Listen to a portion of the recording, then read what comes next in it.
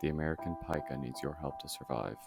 The American pika is a small mammal that is closely related to rabbits and hares that lives in alpine environments throughout western North America.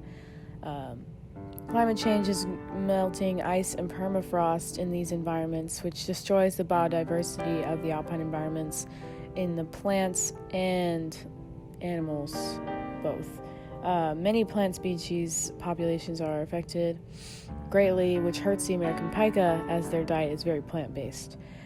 Humans have caused rising temperature, slope erosion, and water, noise, and air pollution, which has truly hurt the alpine environments of the world. Dams, roads, spreading settlements, and unsustainable farming are the main problems, and so is global warming, which has caused American pikas to lose their homes and lives. Continued concentrated efforts to stop global warming and major climate change will help the American pika the most. They can't live in warm environments and their populations are already decreasing. The American pika help protect themselves by living in colonies. They live near other pikas and will alert the group to predators. Although that they live in colonies, they are very territorial over their burrows. Pikas dig burrows in the high alpine meadows where they live. The burrows provide protection from predators, a place to raise young, and shelter from the cold. Other animals use these burrows to live, and without them, they would have no safe places to raise their young as well. Pikas are also a primary food source for the prey. If pikas disappear, animals will lose a valuable food source, and the entire food web will be altered.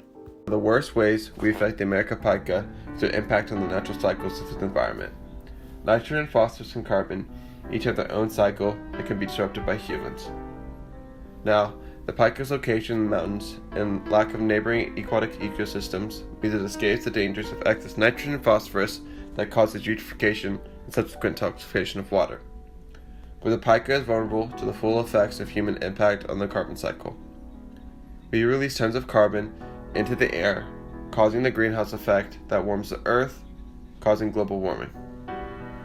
This means the pikas must move further up in the mountain's habitat to escape the heat because they are so adapted to a certain environment.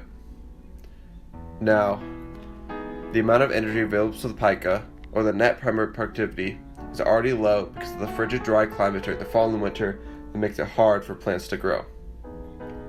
Because the pika has to move to higher altitudes, where plants need to be hardier and there is less biomass, there's less food. Food is more scarce, meaning the environment can't support all the pikas and competing organisms in that area. So the pika starved to death, which has resulted in the decimation of nearly a third of the pika population in Oregon and Nevada.